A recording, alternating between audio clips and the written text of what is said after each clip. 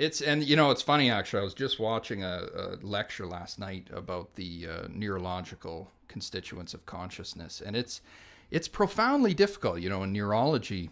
I'm most, when we look at neurology, I think the most interesting things actually come out of anesthesia, general anesthesia, like when people go into surgery and things like this. It really gives us some insight into the nature of consciousness.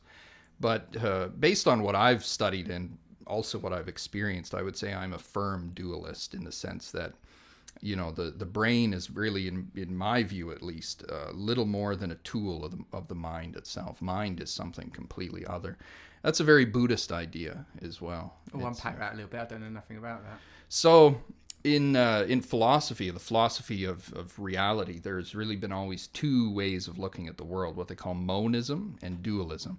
So monism describes one reality, and most of the time that's typified as materialism. So science is very monas, there's only one physical world and that's it.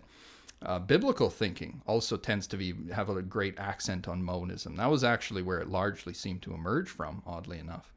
And religions tend more so towards dualism, which separates matter and mind. So the first major philosopher to tackle that was Plato, actually. And it was Plato and Aristotle who suggested that matter is one thing and mind is a completely separate thing.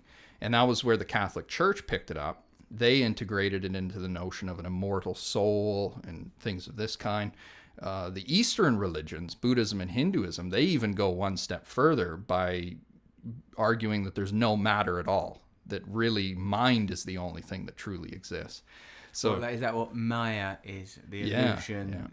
The material world is, they are saying, literally an illusion, literally not there. Yeah, exactly. Yeah. So there's kind of a spectrum, where you can go with science, which is materialistic, that says everything is physical, but that leaves a lot of missing information. Like what is, I always like to challenge atheists. I say, well, then what physically is a dream made out of? If you see a lake in a dream, are there H2O molecules in there? It kind of seems ridiculous. Or, how much does consciousness weigh, right? You can ask these kinds of questions that reveal the limitations of materialism. It only goes so far. The other extreme is idealism, which is like Buddhism, which says everything is mind. There's no such thing as a physical reality. It's pure illusion. And dualism sits in between by suggesting that there's a little bit of both going on there. And it's been a long-standing debate between philosophies and religions, But in many ways, I sometimes wonder if maybe it isn't just sort of an arbitrary label that we put on a lot of these things. If anything, I would say I'm a dualist leaning towards idealism, actually. I think that mind is the fundamental basis of reality.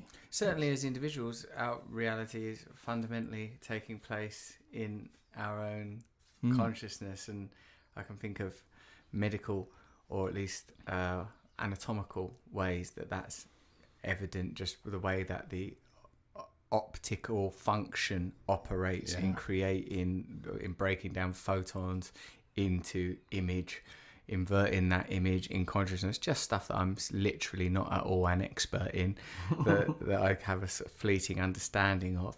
I suppose what interests me about inducing, whether through meditation, breathing, or psychedelics, or some other practice, states of mind and experiences that seem, if not transcendent of, then detached from our typical understanding of the material world. Why I suppose this has become so important to me is the order of things is underwritten by the notion that this is truth. This is the way things are.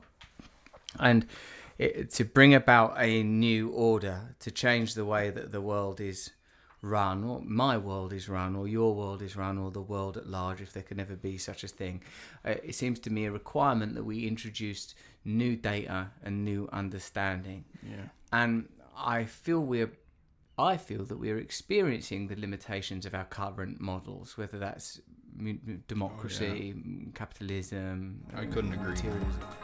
Thanks for watching this podcast and going all the way to the end of it. Would you so kind as to click the bell? Might not be there because they're over there.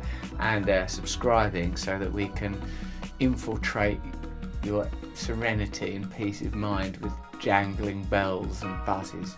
Thank you.